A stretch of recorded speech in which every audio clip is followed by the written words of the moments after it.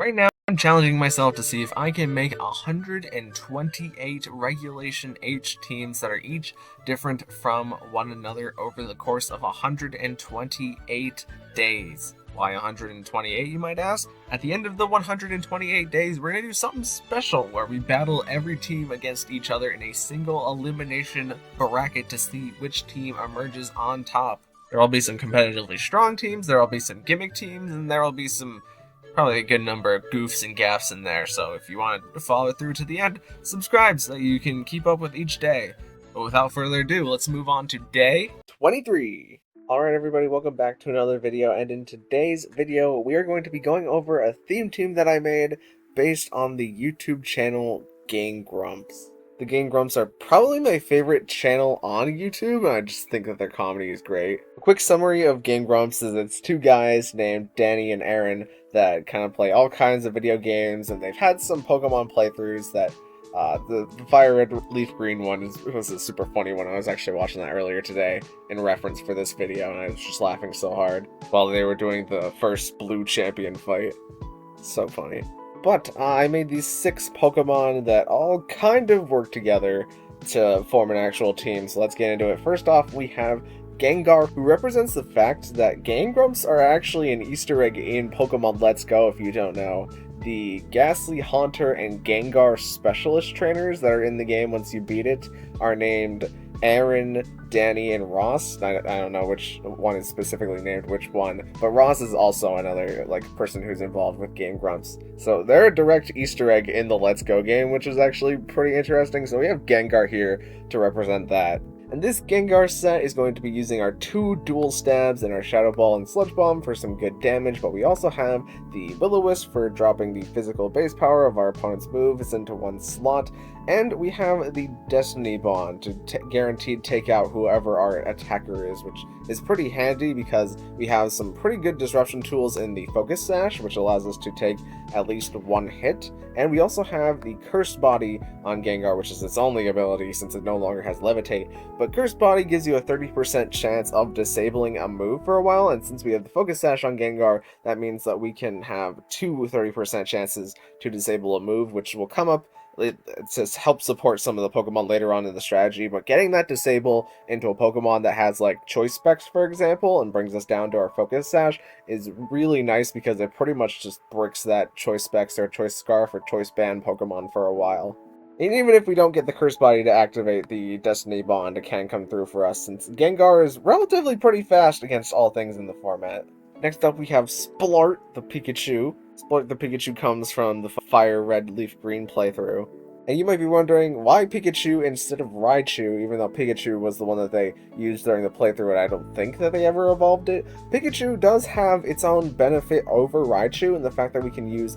the Light Ball item, which will double our attack and special attack. So this makes it so that Pikachu is actually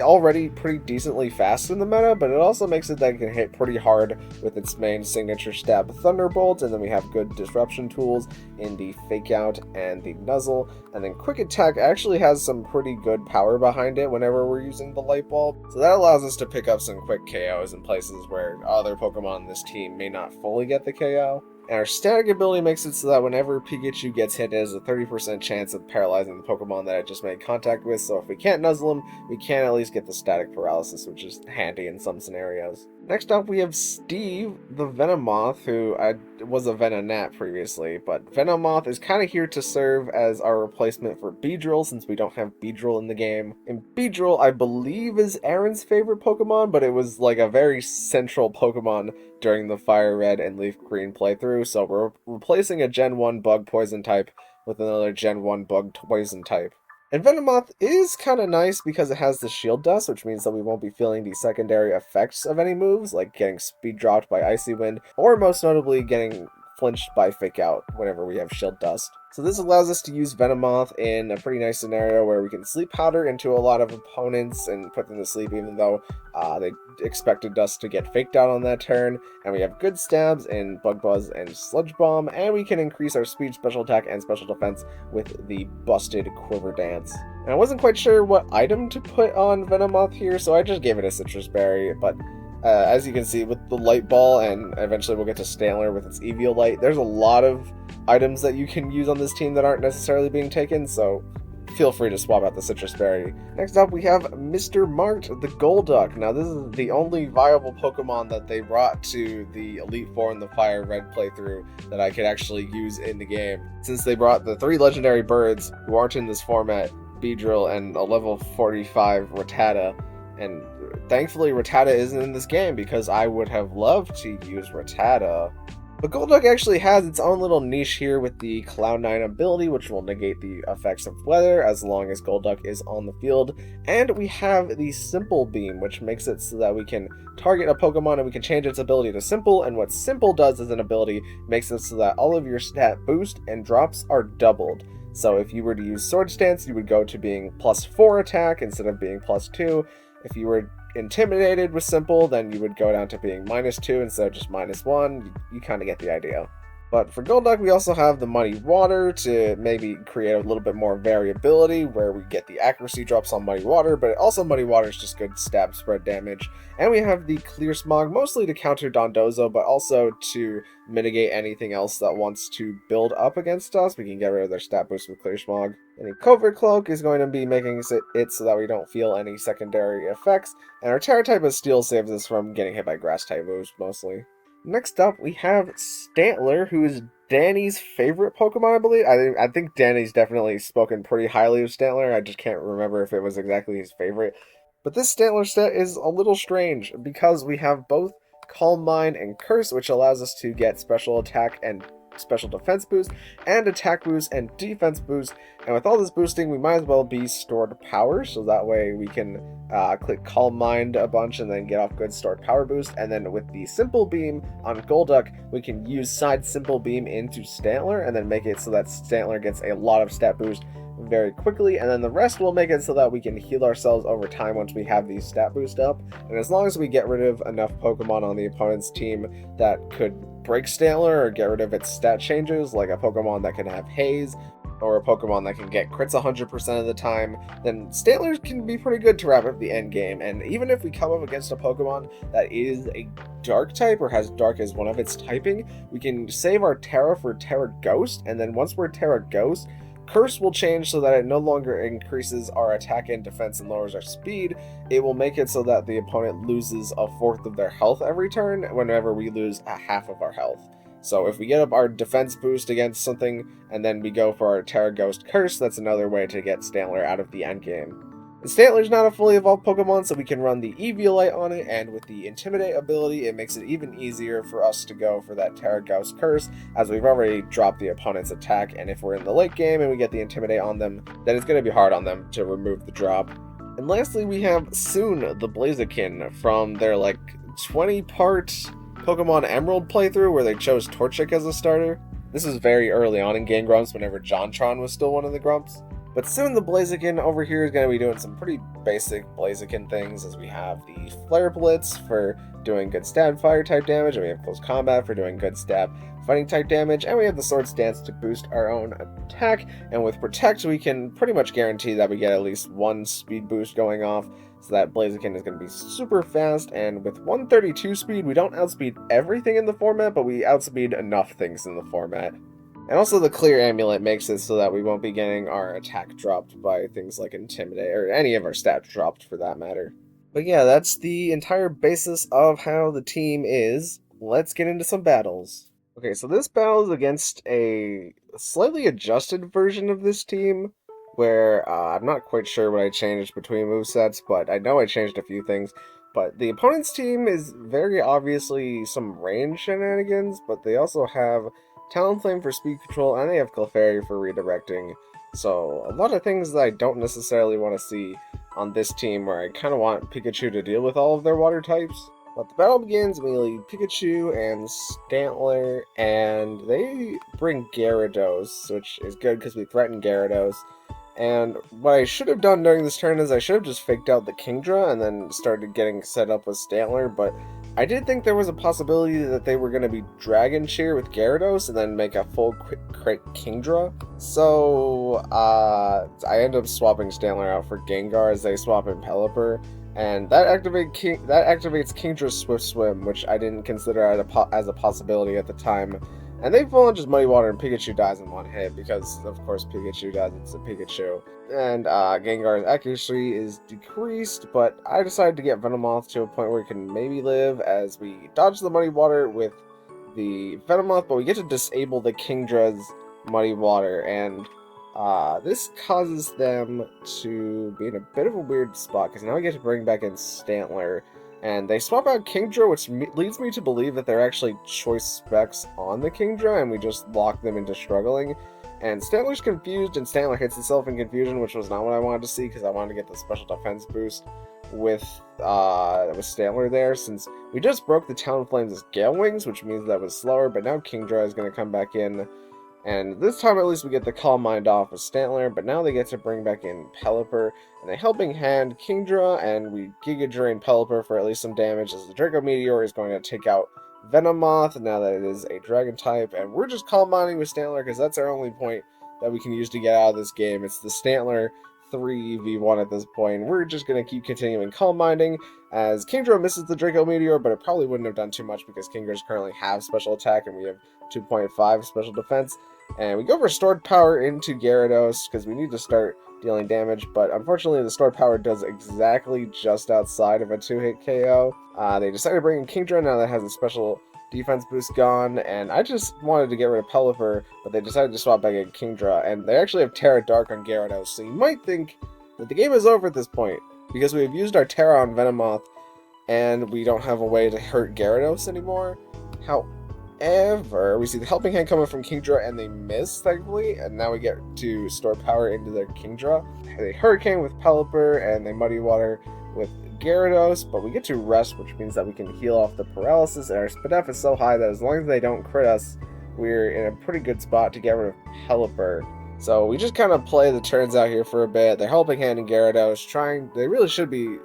attacking twice in order to get the crit, but they get the accuracy drop on Stantler, which does worry me a little bit, but we get the stored power into Pelipper, even with the 0.75 times accuracy. So now we're just in a PP war against the Gyarados, and the Gyarados has to paralyze us eventually, and it does that, but it actually misses the paralysis. But because of the 3 moves that they've revealed on Gyarados, we actually want Stantler to be paralyzed here, because Rest and Cursed and Stored Power don't have the highest PPs as when compared to Thunder Wave and Helping Hand on Gyarados. So we need the lucky Thunder Waves to come in for us here so that we can be paralyzed a lot, and then the Rest Sleep turns makes it so that we get some extra turns there, so we're functionally having a PP war, but we don't know what the Gyarados' last move is yet, as they're just clicking Thunder Wave into us and bringing Paralyzed, which is good. We're hopefully not going to get crit by their Muddy Water, as it's their only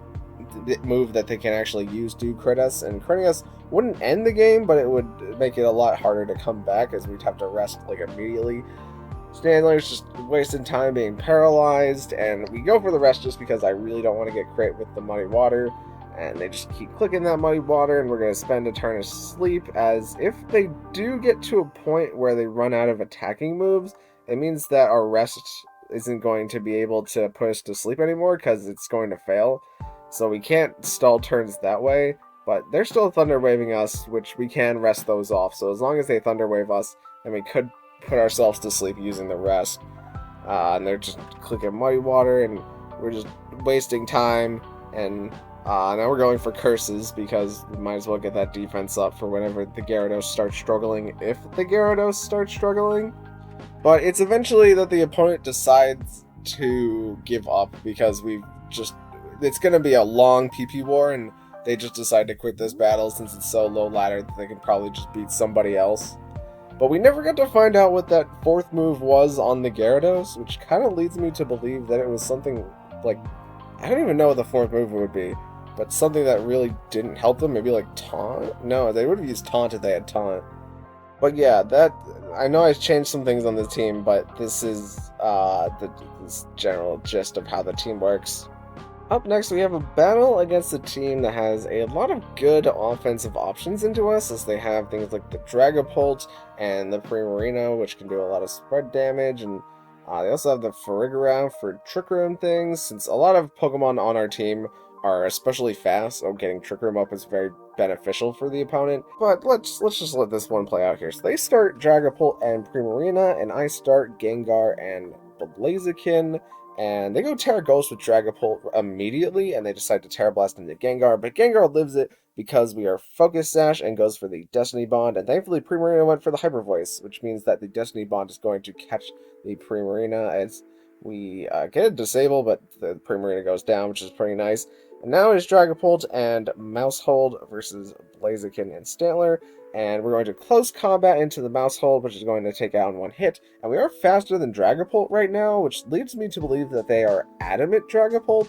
which maybe means that they're Choice Band. And if they're Choice Band, we have a normal type on the field, so Dragapult can't actually hurt that anymore. As they bring in Pelipper, but the Cloud9 is currently making it from Golduck so that the weather is not going to affect Stantler, and we could get a Hurricane Miss here, which would be nice in the next turn or so. But we're just setting up with Stantler, getting our Calm Minds off as the weather is going to reactivate at the end of the turn, and Hurricane does hit Stantler both times, but they show us that they're Terra Blasting Stantler, so as long as we don't Terra Stantler, we're good to have Stantler just take the Pelipper's attacks, and we get to rest here and hopefully not get crit by the Pelipper. But every turn that we stall out is another turn that we're stalling out the weather, because they only have 2 Pokemon left and they can't reactivate it unless they have like manual weather. So the last Weather Ball goes into Stantler, and Stantler is able to live the turn as they keep going for the Terra Ghost, and they do land the Hurricane here. But I decide to rest again, as we are just kind of hoping that we don't get crit, and they are more likely to miss the Hurricane at this point, as they can no longer go for Weather Ball because it's a 50 base power move, and they miss the Hurricane, so we're good on that front, as we can now have Stantler start clicking Stored Power into things. Pelipper misses another Hurricane, and Stantler wakes up on its last turn of rest, and we get to go for Stored Power into Pelipper, and they protect Pelipper, and they're just Terra Ghosting with Dragapult, but I mean, at this point, it's kind of pointless. So yeah, just a kind of funny Stantler endgame where the opponent locked themselves into Terra Ghost, Terra Blast, and reaped the consequences in the late game.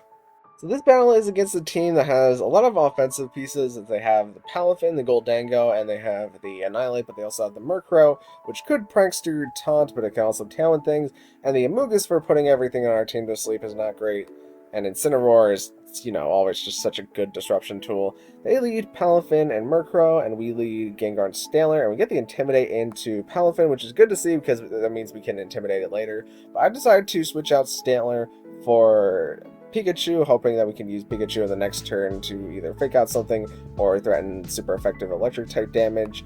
As Murkrow does go for the Tailwind, and they do flip turn into Pikachu, but Pikachu lives it and gets the static into Palafin, which is going to be handy in a little bit. Amoonguss enters the field, and we fake out Amoonguss, and I tried to get the Sludge Bomb damage to finish off Murkrow, but I think I really should have been attacking into Amoonguss there in order to get some good damage into it.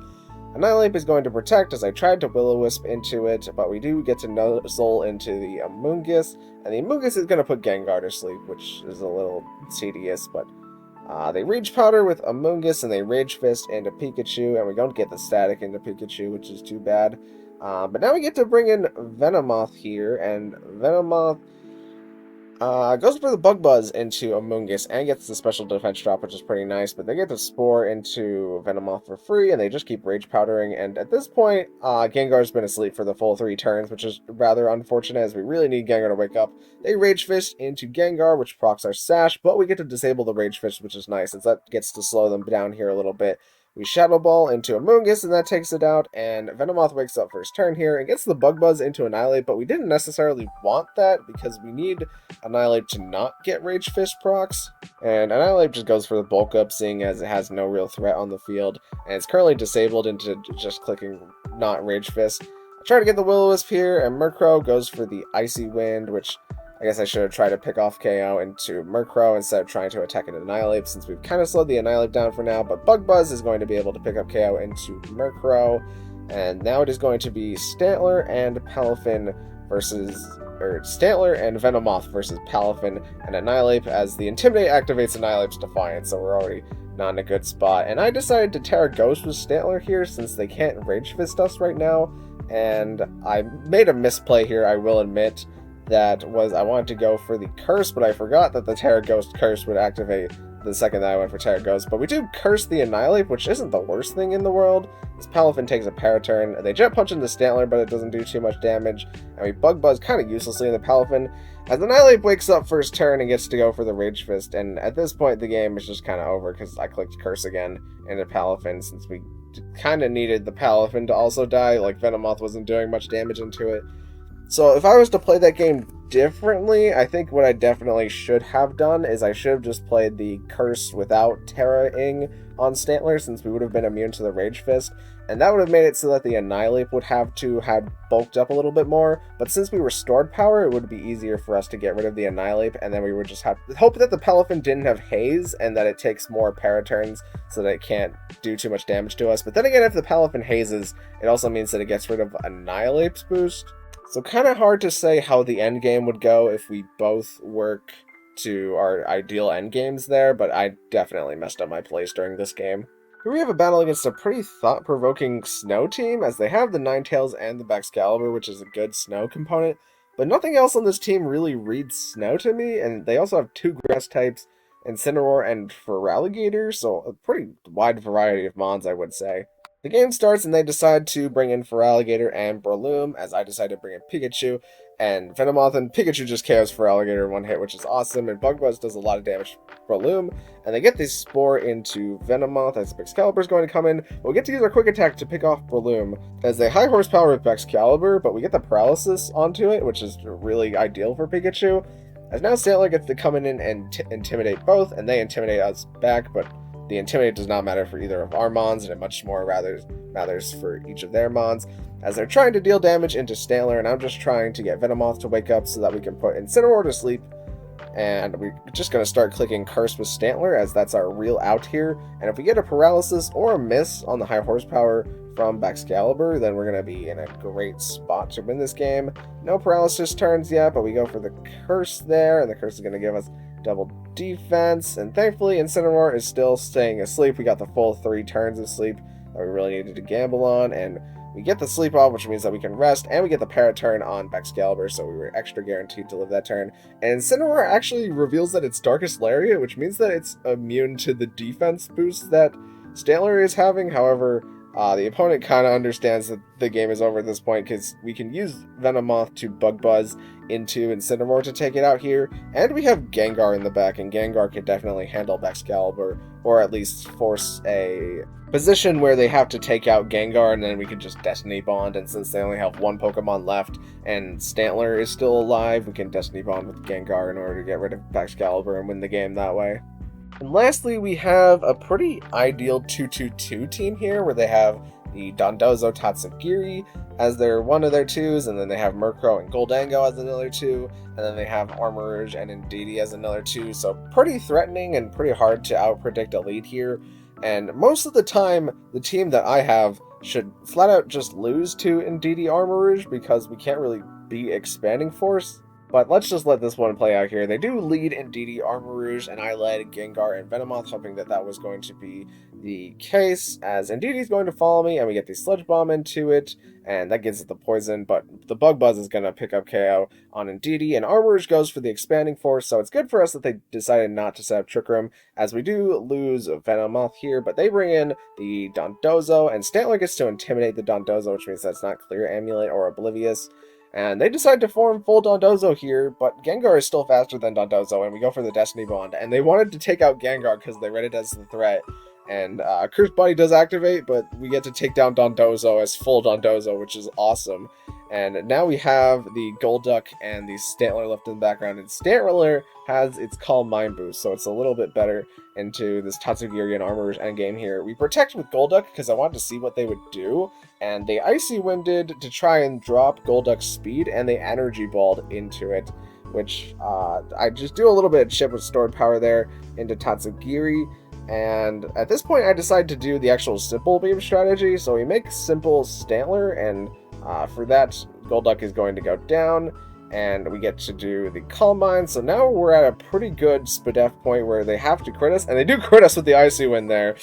but thankfully that's not really the crit that matters, and we click Stored Power into Tatsugiri, and that's going to KO it, and now we are out of Psychic Terrain, which means that the Expanding Force is no longer going to be as boosted, so the Energy Ball is their main damaging move, and We just had to hope that they don't spit F drop us, and they don't spit F drop us. Well, I guess they would have had to spit F drop us last turn because I decided to attack with Stantler on this turn in order to get the stored power. And stored power is able to KO Armorers, so definitely a better team here, but because the opponent, I won't necessarily call it misplays because it's closed team sheet, but pretty much like every turn went to our favor there, where they decided to Terra Grass Energy Ball into Armorers and give us the ability to just hit them with stored power because they no longer resist the stored power with Stantler. But yeah, that's the basic idea of the team. Pretty much you just get Stantler into a point where your opponent cannot kill it, and Stantler can kill everything else. So thank you guys so much for watching. If you liked it, maybe consider leaving a like on the video, and even consider subscribing because both of those things help me out an absolute ton, and I will see you in the next one. Thank you.